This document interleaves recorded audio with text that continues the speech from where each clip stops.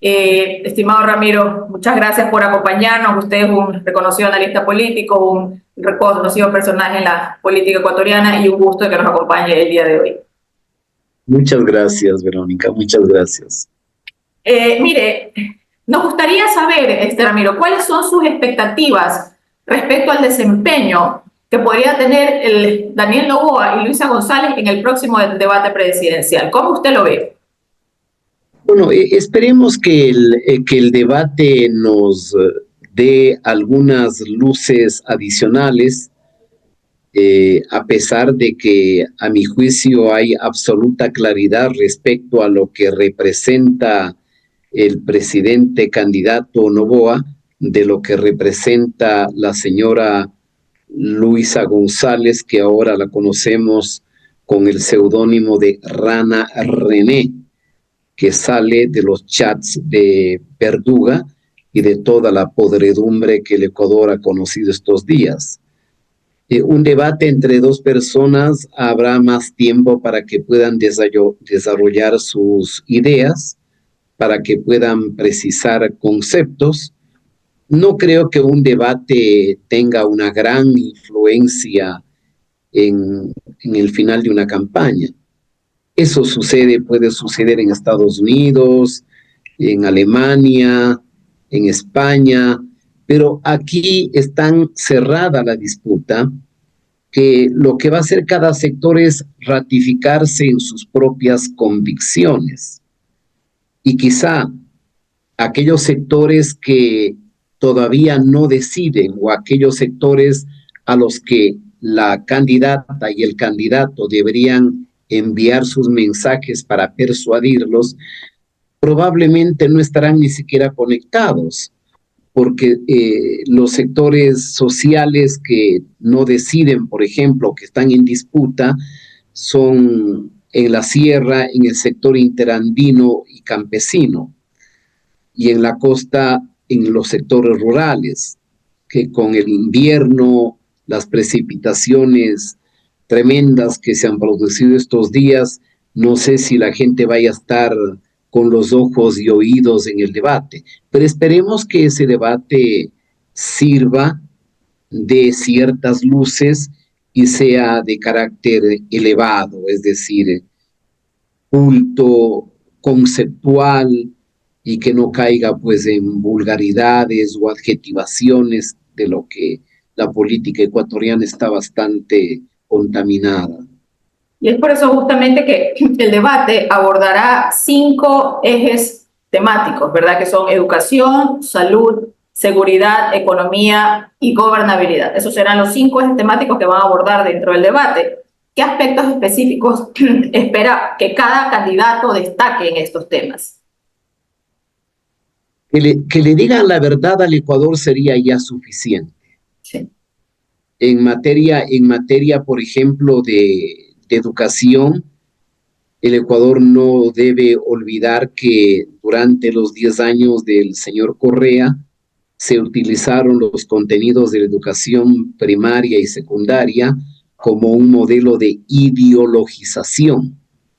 Se pedía que el joven elabore el calendario guerrillero. Se pedía al joven que describa la vida heroica del Che Guevara, que no fue sino un matón al que le mataron, que elabore el crucigrama del socialismo del siglo XXI, es decir, un horror. Cuando un gobierno debe reorientar la educación para dar acento a temas, por ejemplo, como matemáticas, como geografía, como cívica, como lógica, ética, moral, o por lo menos la capacidad cognitiva de los jóvenes. Hay estadísticas, por ejemplo, que jóvenes que salen de la secundaria no pueden entender un texto, ni pueden por lo menos escribir un texto de 5 o 10 líneas que no tenga fallos de estilo o de naturaleza ortográfica. Entonces, si vemos países que han desarrollado, como los países asiáticos, el modelo educativo es totalmente distinto. Desde la niñez, diríamos, enseñan a los niños los valores de la disciplina, del aseo, de la responsabilidad, del esfuerzo, de la perseverancia. Nos hace daño, en cambio, a nosotros una educación donde desde niño usted le inyecta el resentimiento social, el odiar al que tiene porque tiene. Y es por eso que usted ve que en el Ecuador hay una enorme clientela de un populismo que vive del rencor y del resentimiento. La educación, la salud, diríamos, forma parte y con otros temas relevantes de las funciones esenciales del Estado. En educación y sobre todo en salud necesitamos extirpar el problema de la delincuencia organizada. Es asustante conocer, por ejemplo, que hay hospitales públicos donde son las redes mafiosas las que mandan. Creo que en Manta mismo se produjo, o en el Guayas me parece, que cuando designaron a una mujer honorable, capaz para que administre ese hospital, la asesinaron. Algún momento un ministro decía que realmente ni el IES ni el ministerio podían tener acceso a algunos hospitales públicos que habían sido entregados a grupos del terrorismo y a la narcopolítica. Entonces es un tema, esos son temas claves que tendrán que examinar las dos candidaturas, ¿no? ¿Pero usted cree que el formato del debate, con un formato que tiene preguntas cerradas, con tiempos estrictos, le permitirá a los candidatos realmente explayarse y podrá influir en la presentación de sus propuestas? Bueno, es una especie de camisa de fuerza. Camisa de fuerza que usted a lo mejor no lo va a tener en otros debates donde impera otra cultura política. Si usted ve un debate del Parlamento chileno o del propio Parlamento de las Cortes españolas o de cualquier otra representación política de la democracia europea o norteamericana, usted va a ver que son debates duros, pero son debates conceptuales. Es decir, debaten los temas. Aquí se debate las personas. Cualquier defecto de la persona, si es alta, si es baja, el color que tenga, etcétera. Entonces, estamos contaminados de una cultura muy propensa a la adjetivación, al insulto, a la degradación, a la descalificación. Entonces, no discutimos las ideas, sino discutimos las personas. Quizá eso justifica para el grupo que ha elaborado este formato o este esquema, poner un tiempo limitado, porque además nuestra política es muy retórica, nos encanta hablar y mientras más largo se habla, mejor. Acuérdese usted, el presidente Correa hablaba todos los sábados 4 horas. Los jóvenes de hoy no habrán conocido siquiera, pero el entonces dictador de Cuba, el señor Fidel Castro, hacía discursos de 4 a 6 horas, o sea, sus propios ministros se dormían, porque era la etapa de la literatura, del romanticismo, de la demagogia que es inherente a la política populista. Una política moderna, la persona va al grano, al tema, a la cifra, y no pues a los adornos o a la cosmética. Y eso se refleja, por ejemplo, en la Constitución del Ecuador, que debe ser, creo que la primera o la segunda más larga del mundo. Y al final se habría que comprimir o sacarle el jugo a una Constitución. A la ecuatoriana no le salen 3 gotas, porque todo es demagogia, todo es reglamentario. Y luego las preguntas cerradas sí puede permitir que el entrevistado o la entrevistada no huya a la pregunta. Digamos que la pregunta sea, ¿Venezuela es una dictadura? El presidente Noboa va a decir que es una dictadura. Yes. La señora González tendrá que decir sí o no, y no tiene escapatoria. Entonces tendrá que decir no es una dictadura, porque su candidatura es proclive a regímenes autoritarios como el de Venezuela, Nicaragua, Cuba, Irán, Rusia, Bielorrusia y otros regímenes autoritarios que están tan modernos y en boga en esta época de autoritarismo en el mundo. También es lamentable que a veces en nuestra cultura, para buscar un candidato para algún cargo de elección popular, estamos buscando también a alguien que dicen, ¿no? Habla bien. Entonces, porque habla bien, pues ya podría ser un posible candidato y lo que no es suficiente. Yo creo que también eso es algo que es parte de nuestra cultura y que se lo escucha muy a menudo, ¿no? Dice, bueno, esta persona habla bien, a la final podría ingresar a la política, no es suficiente. Pero es algo que a la final debería ir cambiando también, ¿no? Pero lamentablemente nosotros nos dejamos llevar por eso. Es que en general no es una autocrítica solamente a lo que somos. En general en América Latina, quizá usted ponga en excepción algo de Chile, algo de Costa Rica, de Uruguay, pero en general la política latinoamericana tiene un enorme componente de personalización. Es decir, ¿por qué? Porque la historia de América Latina, diríamos desde la colonia y el proceso independentista, es una historia repleta de caudillos. Y el caudillo se identifica por su capacidad de hablador, de, de demagogia, de la retórica, del que habla bonito, pero no necesariamente el que habla bonito piensa bonito ni es inteligente, no necesariamente. A veces se critica como hemos estado tan habituados a la retórica. Yo escucho a mucha gente o alguna gente que le critica al presidente Novoa y dice, es que habló solo 7 minutos. Sí. No, hay mensajes de 1 minuto que pueden tener un contenido y una lección de vida. Y pueden haber discursos de 2 horas que son cansinos, vacíos y vaciados de ideas.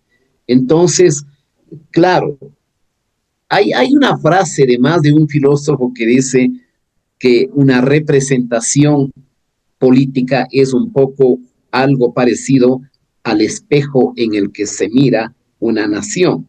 Es decir, la representación de alguna manera representa lo que somos. Sí. Voy a dar un ejemplo. Usted puede poner, no digamos Manabí, digamos Tungurahua, Azuay o Quito, ¿ya? Le puede poner usted a alguien que tiene 3 postdoctorados y que no es retórico, es conocido de candidato, va a perder. Pero si le pone un analfabeto, alguien que pegó los afiches, alguien servicial y comedido del caudillo, va a salir elegido. En los periodos en los que yo estaba en el Congreso, había, claro, gente inteligente, pero también había gente bastante tonta. Y a veces la reflexión que yo hacía y decía, no es culpa de este hombre que es tonto que esté en el Parlamento, porque hubo alguien o algunos que lo pusieron el voto y lo colocaron en el Parlamento. Entonces, también la representación tiene que ver con la calidad de los ciudadanos. Ese es un hecho absolutamente específico. Aquí el charlatán, el hábil, el labioso, el que le envuelve con las palabras, el que seduce, el que enamora al elector, es el que gana las elecciones. Diríamos, en general. En otros casos, mujeres inteligentes, a veces destaca más la cosmética,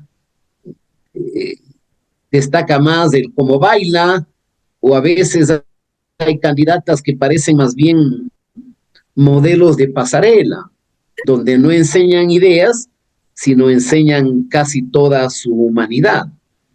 Hay de todo, por cierto, en hombres y mujeres. Hay mujeres serias, brillantes e inteligentes, y hay de las otras. E igual, hay hombres tontos, mediocres, abusivos, machistas, superficiales, degradados y degradantes, y también hay gente capaz. Lo importante es que estamos viviendo, yo diría, una mutación generacional. Hay un relevo generacional. Y en este relevo generacional usted sí va a descubrir jóvenes que son brillantes, con gran formación académica, con intuición política, y también hay de los otros, ¿no es cierto? Que vulgarmente los conocemos como figuretes o solamente un rostro atractivo y una cabeza con muy pocas ideas. Hay de todo. Sí. Y usted, en el debate anterior, ¿qué fortalezas y debilidades usted observó en los dos candidatos, sobre todo, ¿no? En Luisa González y en Daniel Noboa, que a la final podrían manifestarse nuevamente en este próximo debate, en esta próxima ocasión? Bueno, Luisa González es una mujer inteligente, no cabe duda, pero tiene un problema, que mentalmente es una mujer dependiente de su caudillo. A mí me asustó mucho una frase de ella en una entrevista cuando más o menos dice que le admira tanto a su líder, que le quiere tanto a su líder, que ella en varias reuniones ha discrepado con él, que sus pensamientos no le han convencido a ella porque ella no cree en eso. Pero como soy militante orgánica, dice ella, salgo y tengo que decir lo que dice mi líder. Entonces yo recordaba la frase de un parlamentario en el siglo XVII en Inglaterra, cuando dice, yo no tengo por qué pensar yo, el que piense es el rey.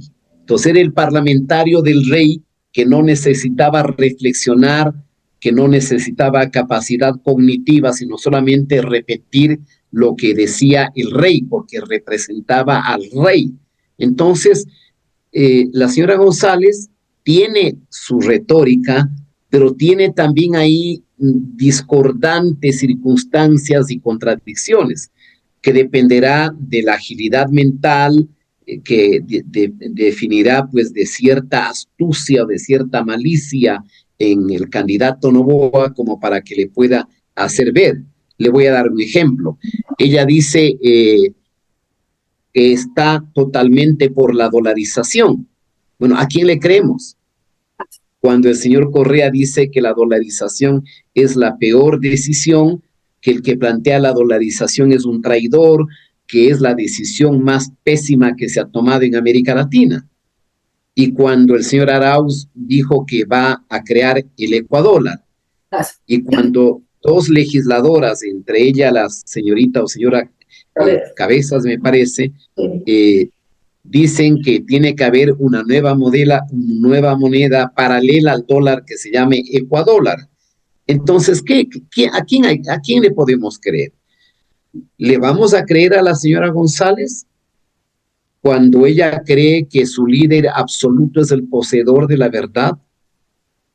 Ella dice, voy a traerle a Correa para que sea mi asesor.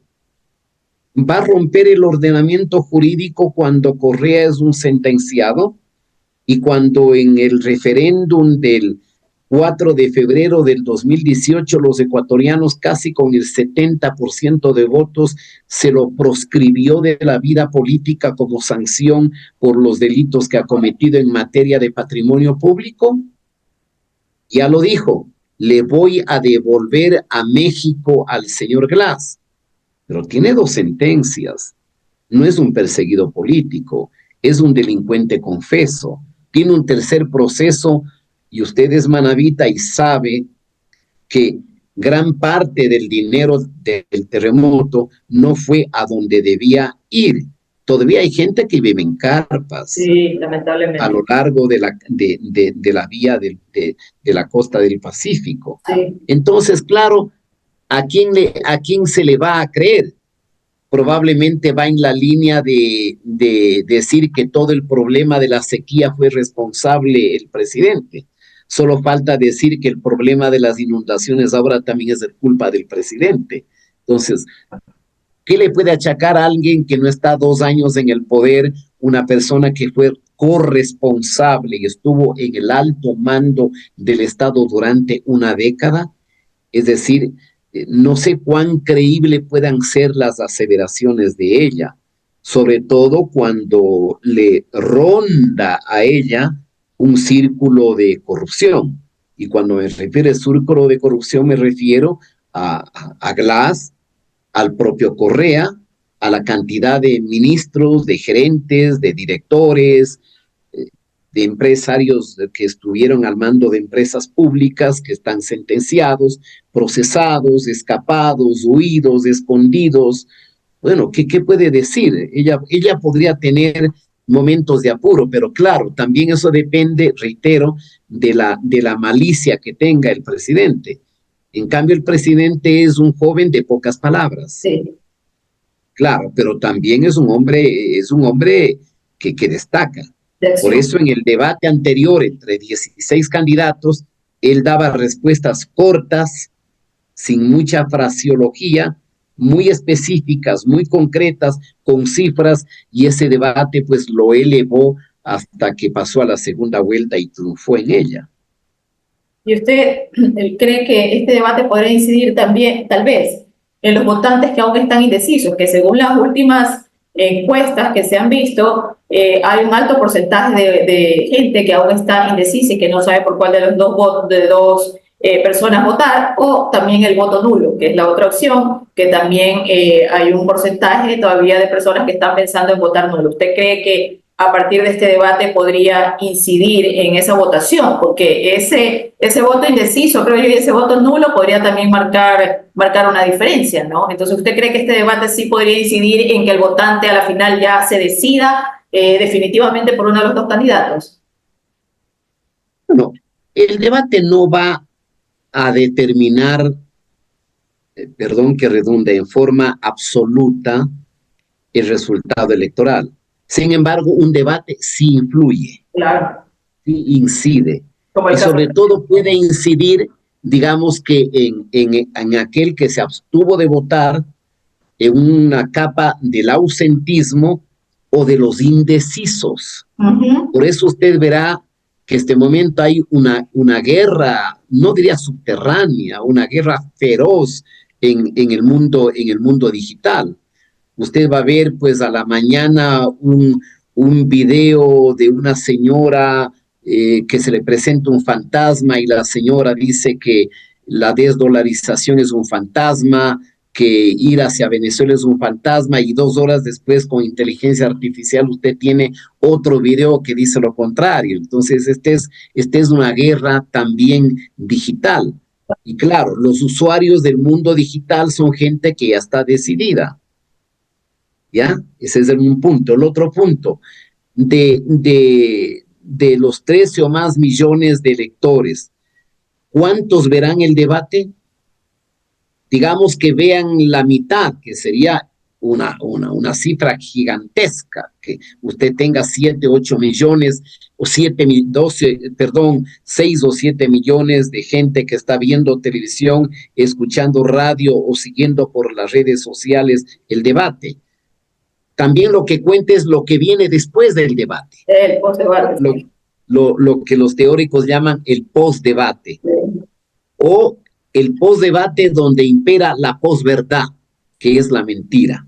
Entonces, va a depender mucho también de eso.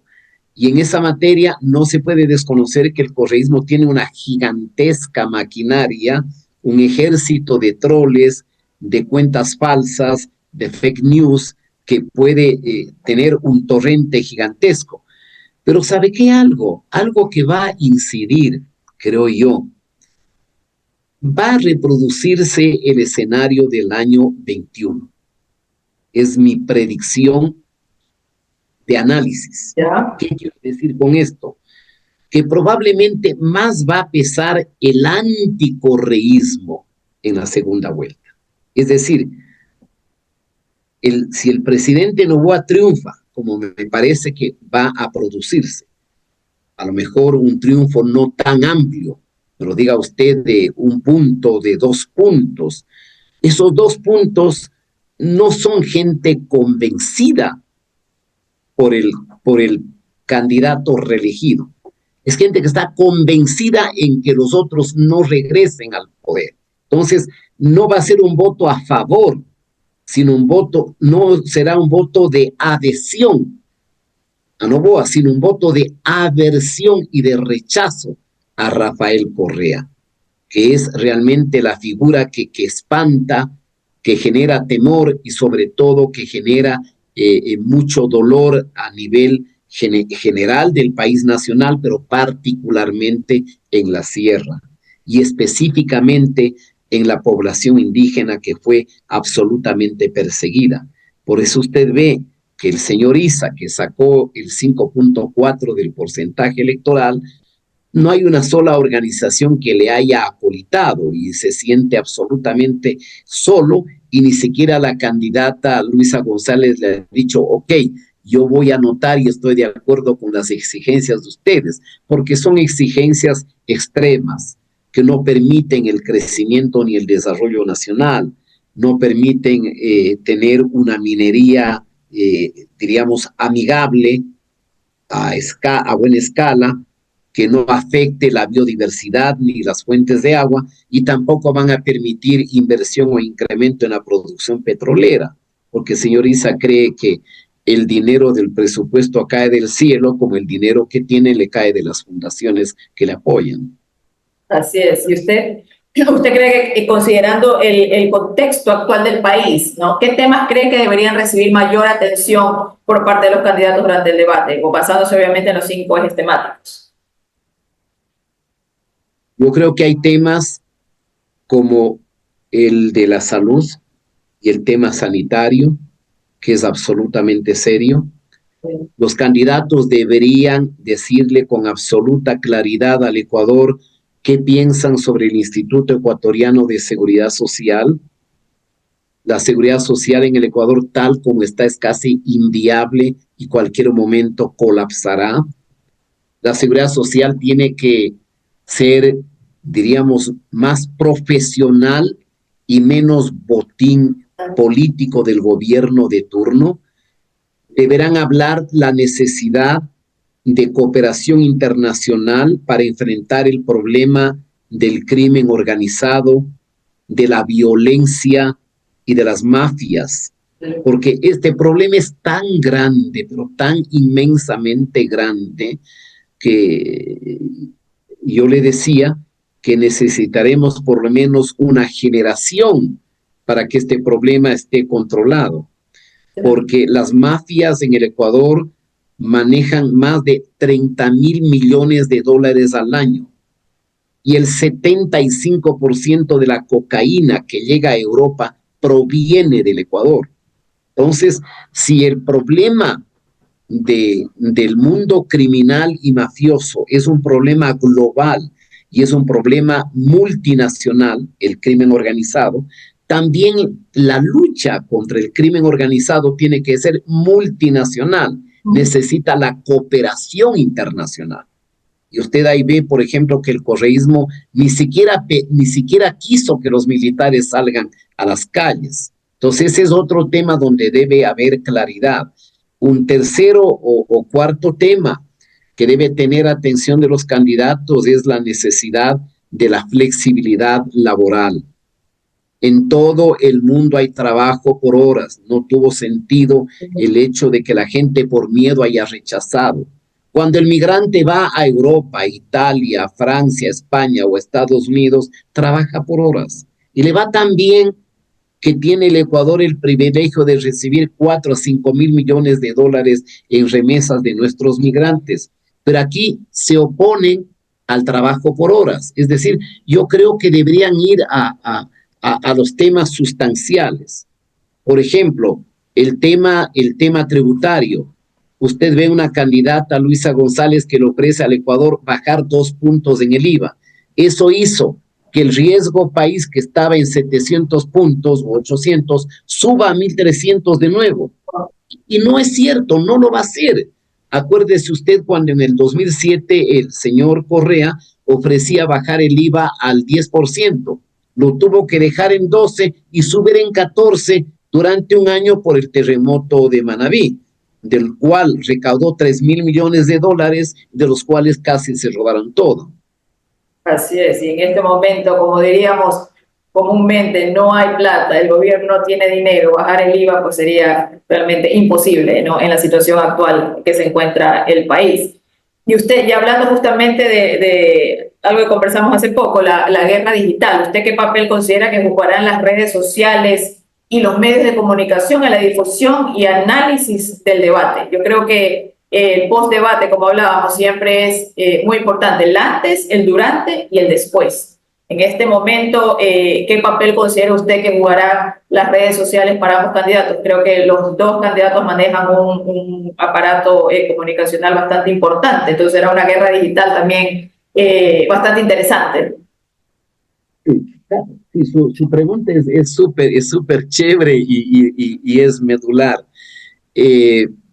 Cada vez el mundo está más digitalizado y el tema de la digitalización de las plataformas, de los sitios web, de YouTube y de todo lo que usted tiene en el mundo virtual es un fenómeno universal y planetario. Entonces, cuando escucho a alguien que quiere controlar las redes sociales, solamente los controlan las dictaduras. Porque un meme, un TikTok, un WhatsApp, un vídeo de Instagram, de LinkedIn, de Facebook, de lo que es, de cualquier aplicación que se habla, es algo que no tiene frontera. No es que usted puede tener una aduana en la frontera para decir de aquí no pasa. Eso no es así, es un fenómeno universal.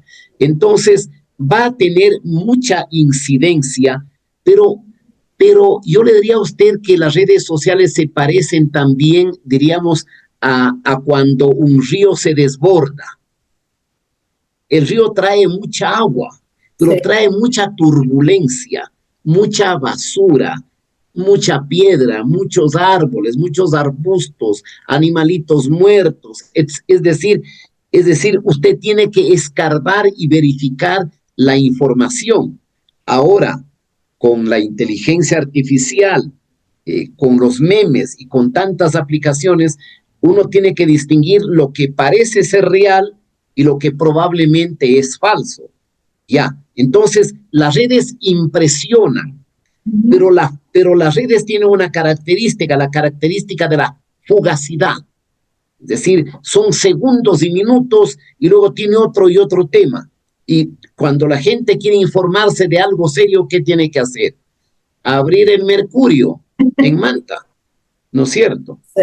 Y verificar la información, porque un medio de comunicación escrito o digital serio no va a meterse en el juego de las noticias falsas, ¿no es cierto?, de los bots o de cualquier invento virtual que aparece como realidad, pero que es falso. Y también influyen las opiniones de gente experta y calificada. Le va a suceder a usted, me sucede a mí, que cuando veo un problema técnico veo 1000 cosas casi de basura y yo lo que opto es seguir a alguien que es especializado en el tema y cuyo criterio pues tiene peso en el conocimiento, en la experiencia, en el nivel académico, en la seriedad, etcétera. Finalmente, Ramiro, ¿qué consejo o qué le diría usted a los ciudadanos que verán el debate para que puedan evaluar críticamente, ¿no?, las propuestas de cada candidato? Que no se dejen impresionar, que no se dejen apantallar, como se suele decir. Porque puede haber una candidata que seduzca, que diga cosas bonitas o cosas de impacto, ¿no es cierto? Por ejemplo, el ataque al presidente por los apagones, y no le diga que los apagones son consecuencia de 30 años de desidia, de descuido del parque termoeléctrico. O sea, no podemos impresionarnos por la frase, por el impacto de la frase, o por la inteligencia de la frase, o por la ironía de la frase. Tenemos que ir un poco más abajo para que el voto no salga solamente del corazón o de las vísceras o de los sentimientos, sino que también póngale un poquito de razón y piense en el futuro. En este caso concreto, yo creo que la gente necesita memoria el día de votar. la memoria respecto a la década de Correa que vivimos. Necesitamos respetar ahora la norma que aprobó el Consejo Nacional Electoral de no hacernos selfie ni filmar el voto, porque ese es un mecanismo de presión de los grupos criminales y también probablemente de malos empresarios que dicen, si no votas por Noboa, tienes algún problema. Pero ¿sabe lo que es usted? Que el Ecuador tenga 22 o 23 organizaciones mafiosas y terroristas y que éstas hayan aglutinado un ejército de 50 a 60,000 gatilleros, sicarios, que tienen nombre y apellido de todos del barrio y que le condicionan: si no votas por esta candidata, vas a ver lo que te pasa. O envíame la foto como prueba para darte los $100. Por eso, a esta disposición que está vigente en Colombia, en Costa Rica, en Venezuela, en Chile, en México, en Alemania, en España, en Ucrania, en 18 estados de los Estados Unidos, el correísmo se ha opuesto.